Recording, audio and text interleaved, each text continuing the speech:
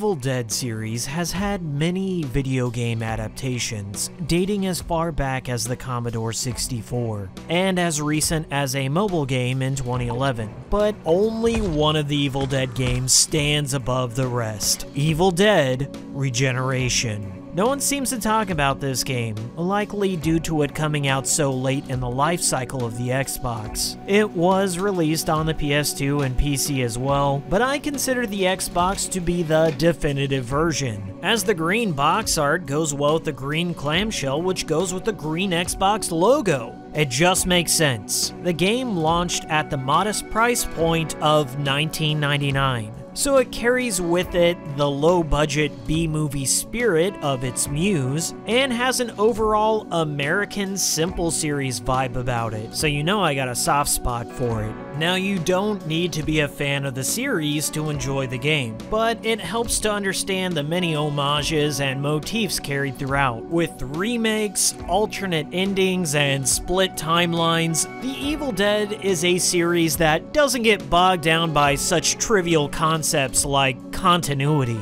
Evil Dead Regeneration takes place at the end of Evil Dead 2, which acts as a primer for both the controls and the story to this game. Only this time around, instead of Ash being sucked into a portal to travel back to medieval times to then fight the Army of Darkness, he's institutionalized for the murder of his friends. Which, to be fair, he did do, but only because they were Deadites, or vessels for the evil. See you in hell.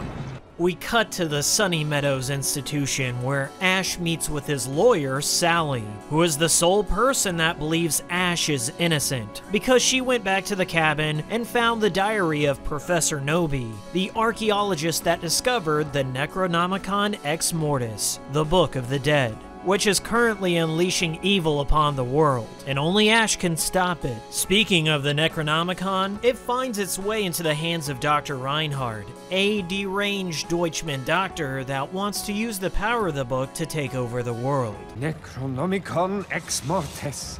Fate brought you to me, but it is destiny and my own brilliance that will allow us to reshape the world. So once again, the evil is unleashed upon the world and turns the Sunny Meadows staff into Deadites. Ash takes a gun off of a dead guard and uses his stump arm to take on evil. If it's one thing I can count on from The Evil Dead, the absurdity knows no limits. It's almost the perfect series to have a video game adaptation. The combat here is designed to be a more accessible Devil May Cry hack-and-slash action title. Ash has unlimited ammo and gas for his chainsaw arm, so the player never has to worry about stocking up in a survival horror-esque manner. It's stupid dumb fun, but that can be a good thing. Ash can lock onto enemies and strafe around them, or switch between targets on the fly. When an enemy emits green soul gas, Ash can perform a finishing move, which are quite fun to watch the first couple of times around, but overall they kinda slow things down. There are a handful of combos to learn, several weapons to switch between on the fly, and some environmental objects that you can use to your advantage in battle. The battles are very fast-paced, the controls are tight, and the action is full-on gory without any discernible censorship in place. Tonally, it feels like the most realized Evil Dead experience to ever come out in the medium of video games. In the basement of Sunny Meadows, Ash encounters Sam, a pint-sized Leisure Suit Larry-esque half-man, half-deadite. And for some reason, he's not affected by the evil at all, so the two team up to close up all the portals around town to stop evil from pouring in, as well as pursuing Dr. Reinhardt to prevent the end of the world. That cave might go through. And will you look at that, it's all custom designed for pulse-free loudmouths under 3 feet tall. Rats! Mother of all disease! Lords of unholy pestilence! What is your malfunction, Shrimp? Quit pole dancing on my leg. Sam is Ash's constant companion and the other playable character. Players take control of Sam when Ash steps in a possession circle, which gives him full control over Sam. Sam uses his lack of height to his advantage by crawling through tight spaces that Ash cannot get through. He shoots magic projectiles, and he rides around on giant deadites that will bust open pathways for Ash to get to. Since he's also a deadite, Sam's kind of immortal. As a consequence, Ash uses this to his advantage and turns Sam into a football by kicking him onto hard-to-reach enemies to rip their heads off. Pop goes the deadite! Nothing to lose your head over. Or he straight up engulfs the little guy in flames to blow shit up. There's a strange satisfaction you get from kicking Sam around, and it somehow blends into the combat seamlessly. Unlike Ash, Sam doesn't get any weapons to wield, even though he's shown holding a bone on the cover art. He's supremely fast, and it's always a fun time to take him for a spin. Many people at the time were mixed on the inclusion of Sam, touting that he's just too annoying, but I didn't mind the dynamic he helped create because it gave Ash someone to bounce some clever wisecracks off of, and that's always a plus. Sam is voiced by B-movie actor Ted Raimi, Campbell's close friend and brother of the director of Evil Dead. Ted and Bruce have worked together on many projects and play off of each other quite well. You can tell they're having a lot of fun here. Personally, I feel that Regeneration is the only Evil Dead game to match the tone of the movies, as the game takes a comedic horror angle to things, with Ash and Sam exchanging banter and creating plenty of opportunities to display the signature physical comedy that Bruce Campbell is known for. Bruce is pretty much the Charlie Chaplin of our generation, and even in his old age, Bruce still fully commits to the art of slapstick. Seriously, give Ash vs. the Evil Dead a chance if you haven't. You won't regret it. Objectified motherfucker! Most of the levels boil down to fighting through waves and waves of deadites, solving environmental puzzles to progress to a boss fight. The puzzles aren't the most intuitive in the world. You either flip a switch or blow something up to create a new pathway for the boys. Like Sam, they're often short affairs, so the pace of the game is never compromised due to them. The combat is fast and frantic, and relies heavily on the player trying to figure out the best way to clear out a room without getting torn to shreds. Thankfully, the developers included a way for Ash to channel his inner evil, which hulks him out and increases his attack power significantly. Usually, I just store up Evil Ash for boss fights, but he can be useful when you're surrounded by crowds of enemies with no way out. There's no denying it, it's the Devil Trigger equivalent here. Some levels will create a choke point where Ash and Sam will need to feed a few souls to the door blocking Mr. Peepers. You have to bust open a soul egg, which Sam will then absorb, and then the game turns into a mini escort mission where you have to protect Sam until you can feed him to Peepers. There were a lot of reviewers that complained about the difficulty of these segments, but honestly, you'll do fine if you stay close to Sam and shoot like a madman until he stops running. Then you can clear out the deadites. Really, these moments are all about keeping up with Sam, and they provide a nice bit of additional challenge to a fairly easy game. What's a guy gotta do to open this thing? Good peeper. There are a few collectibles to hunt throughout a level. You have your health upgrades, which upgrade your health. Evil Ash meter upgrades, which increase the duration of Evil Ash, as well as pages from the Necronomicon itself that will unlock concept art and interviews with Campbell. I did a film with Matthew Perry called Serving Sarah. The hilarious Serving Sarah. And we were walking to the set and he goes, you know, that Evil Dead game sucks. I went, oh, wait a second. First of all, stop right there. I didn't even know you played this game. He goes, yeah, I got the game. And so I keep talking. And I go, so did you get all the way through the game? He goes, well, no.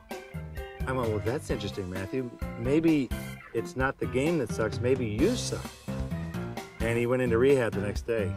Jesus, dude, Matthew Perry is now eternally roasted for all time now in the contents of this disc. Ash puts his handyman abilities to use by building himself new hands, man. He builds himself a hookshot which can grapple enemies and objects from afar. He also builds a flamethrower which lights shit on fire and is ultimately useless, and he gets a new chainsaw eventually. Weapon switching is handled on the fly and integrates into the battles seamlessly.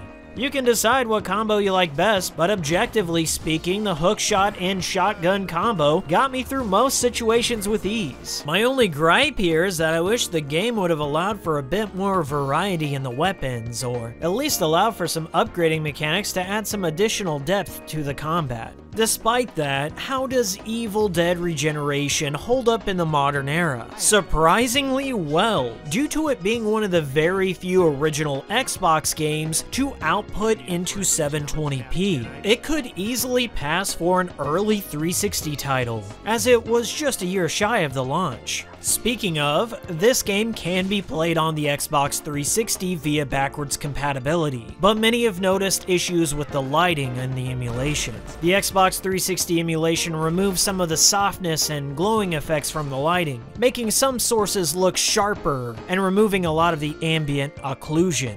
Some players have also reported random crashes as well, but that's also happened on the original Xbox, so I don't think it's exclusive to just the 360. Seriously though, this is a game where you don't want to see the work the team put into the lighting engine go to waste, as it's just superb. Although you'd expect a horror-themed game to take place in dark areas, there are plenty of bright open areas that the developers display that don't attempt to hide any of the work that went into the textures. The rusted and dilapidated look of some of the levels remind me of the maps from the water hazard stages from Half-Life 2. This is one title that I would love to see become backwards compatible on the Xbox One with 1080p upscaling. I think it would hold up quite well. Anyways, I don't think it would be right to go into the plot holes in a game based off of Evil Dead, but I did wonder what was up with the whole Evil Ash art. It's implied that with each boss that Ash kills, he absorbs their spirit, which then in turn grows the evil inside of Ash, which seems to imply that it'll eventually take full control over him, but it never does, and the plotline ends up going nowhere. The same could be said for the ghost of Professor Nobi being set up to eventually betray the duo for his own selfish ambitions, but he's quite literally shooed away and is never heard from again. Plot dropped. I presume these plot threads would have been followed up in a potential sequel,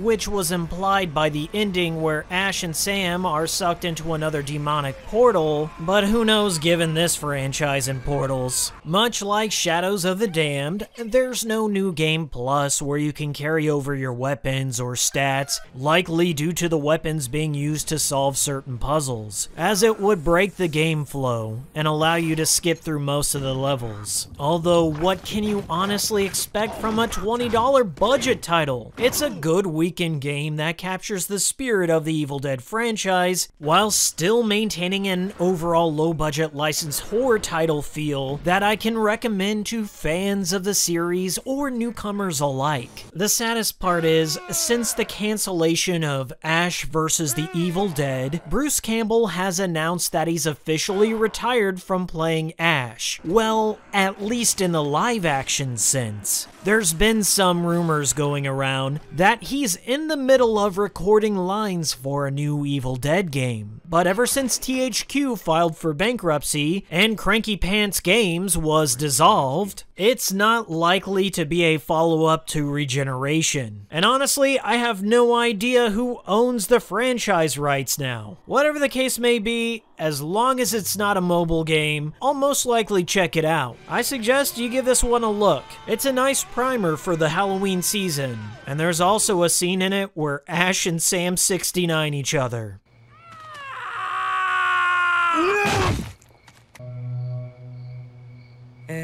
Yeah!